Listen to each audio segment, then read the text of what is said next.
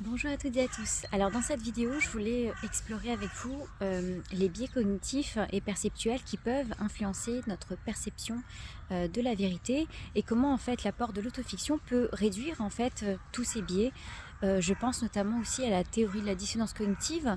Alors pour commencer, je pense que c'est un bon tremplin. Selon cette théorie, les individus ressentent un inconfort psychologique lorsqu'ils sont confrontés à des informations qui contredisent leurs croyances ou leurs attitudes. Donc pour réduire cette dissonance, ils peuvent rationaliser ou déformer la réalité pour justifier leurs croyances préexistantes, donc ce qui peut influencer fortement leur perception de la vérité. Et dans l'autofiction, vu qu'on fait preuve d'imagination, en tout cas on apprend à aiguiser son imagination par rapport à son vécu, on reprend en fait notre vécu pour le transformer. Cela permet en fait d'explorer ce passé qui pourrait nous inconforter, nous mettre dans cet inconfort-là, pour justement minimiser, réduire en fait cette importance-là au niveau de nos croyances et de nos attitudes d'aujourd'hui pour justement les transformer. Donc ça, c'est un apport extrêmement bénéfique pour soi, en tout cas pour réduire cette dissonance cognitive. Après, il y a aussi une autre théorie qui s'appelle la théorie de l'attribution. Donc cette théorie suggère que les individus ont tendance à attribuer les comportements des autres à des caractéristiques internes, telles que la personnalité, plutôt qu'à des facteurs externes. Donc ce biais peut conduire à des jugements erronés sur la vérité des intentions et des actions d'autrui. Et moi, je l'ai vécu aussi, je pense que qui ne l'a pas vécu, tout le monde vit ce genre de choses où vous savez certaines personnes disent telle personne elle a agi comme ça, mais en fait cette personne parle d'elle-même tout simplement. Donc ça arrive tout le temps, hein, je vous rassure. Et le fait de créer plusieurs personnages aussi dans son propre récit, de mêler en fait à la perception que l'on a eue vis-à-vis de notre propre vécu, c'est-à-dire que la vérité, in fine, c'est la manière dont nous avons vécu les choses.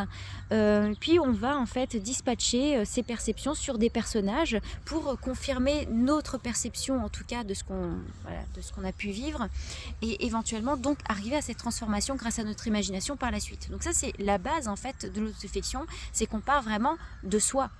On ne va pas partir directement de notre imagination, c'est vraiment l'apport de la société, c'est de partir de soi, de son vécu pour un ancrage, pour justement après aller vers une forme de thérapie, hein, mais grâce à l'imagination et grâce à l'exploration donc de soi sous le prisme philosophique et psychologique.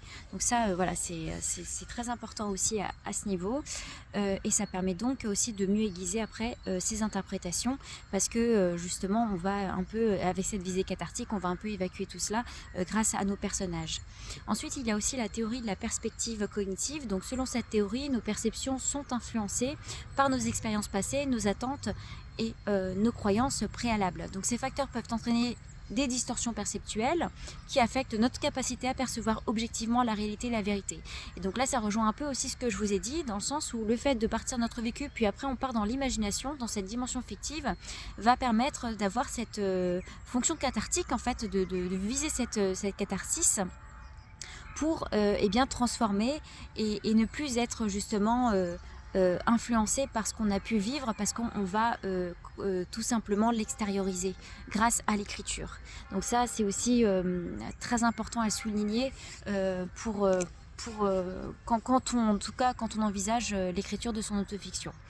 Il y a aussi la théorie de l'ancrage et d'ajustement. Donc cette théorie suggère que les individus ont tendance à se fier fortement à la première information qu'ils reçoivent. Donc ils ancrent tout cela pour évaluer une situation. Puis ils ajustent leur estimation ultérieure en fonction de cette encre. Donc en fait, la base, elle ne change pas. Vous savez, c'est-à-dire qu'après c'est de la déco, mais ils pensent que voilà, c'est la première information, elle est forcément juste, et tout ce qui va suivre après va se baser sur cette première information. En tout cas, on va l'ancrer sur cette première information. Donc ça peut entraîner effectivement des distorsions dans notre perception de la vérité si l'encre initiale est incorrecte ou biaisée. Et l'autofiction, là encore, grâce à l'imagination, grâce à la fiction en fait, que l'on va entrevoir d'une manière philosophique, mais aussi fortement psychologique et dans la pratique, va permettre en fait de minimiser, parce que l'information première va être déconstruite automatiquement. C'est l'idée en fait, c'est l'idée de l'autofiction, justement d'ailleurs ça a fait débat dans l'autofiction dans les années 70-80, parce que ils pensaient que c'était trop inventé, c'était faux. C'était quelque chose, voilà, ça avait très mauvaise presse, l'autofiction avait très mauvaise presse, parce que justement c'était comparé vraiment à du faux, à de l'illusion, et alors que en fait ça peut devenir une force, et au contraire forger de l'authenticité complètement, parce que justement ça permet donc de réévaluer une situation passée pour la déconstruire complètement. Et ensuite, nous allons terminer cette petite vidéo autour de la théorie de la sélectivité attentionnelle. Donc cette théorie postule que les individus ont tendance à porter leur attention sur les informations qui confirment leurs croyances préexistantes, tout en ignorant ou en minimisant les informations qui les contredisent. Donc ça peut entraîner une perception biaisée de la vérité en ne prenant en compte qu'une partie des faits disponibles. Et là encore, le fait d'utiliser les outils de l'écriture pour un roman, c'est-à-dire l'écriture de ses personnages, l'écriture de l'intrigue, du squelette, va permettre en fait d'entrevoir plusieurs mondes possibles que l'on va souligner, que l'on va écrire, que l'on va ancrer en fait sur notre base, et qu'on ne sera pas limité dans le sens où on peut établir un scénario, puis le déconstruire, en réécrire un autre, parce que in fine c'est peut-être plus aligné à ce qu'on ressent sur un plus long terme. Et c'est ça qui est intéressant, c'est le ressenti sur soit c'est un court terme, soit un long terme. Et c'est ce qui va permettre aussi d'ancrer des attitudes qui vont se transformer à ce niveau-là. C'est-à-dire qu'on peut être en colère sur du court terme, et donc écrire un scénario à la va-vite parce que ça nous détend, ça nous permet de s'exprimer. Et puis après, le lendemain, on revient sur ce scénario et puis on se dit ouais, mais en fait non, je suis plus comme ça. Là, c'est passé. Et là, je me sens plus du tout en phase. Et donc, par exemple, ce petit scénario-là que vous aurez écrit la veille, alors ne le jetez pas, mais en attendant, il fera pas partie de votre autofiction finale.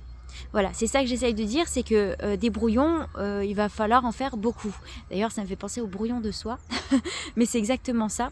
C'est l'idée de se recréer, se redéconstruire, parce que justement, c'est trop éphémère pour soi.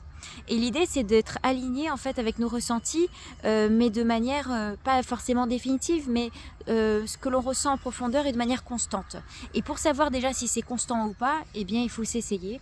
Il faut laisser libre cours à ses émotions, les ressentir, les accepter, et puis tout simplement aussi savoir les exprimer. Parce que si vous ne le faites pas, bah, vous allez ne faire qu'enfouir toutes ces informations-là, qui sont au final porteuses, et les gens ils pensent que c'est néfaste, il faut garder pour soi, etc., alors que pas du tout. Moi je suis pour l'expression de ces émotions, bien sûr évidemment c'est pas non plus pour détruire les autres, mais exprimer pour soi déjà, d'où les brouillons de soi, vraiment s'exprimer pour pouvoir après mieux affiner en fait ce qui relève de l'intuition ou des émotions par exemple, sur du court terme ou du long terme, et cela permet donc de mieux se connaître. Voilà, j'espère que cette vidéo vous aura plu, je vous souhaite à tous et à tous une belle journée et à bientôt, bye bye.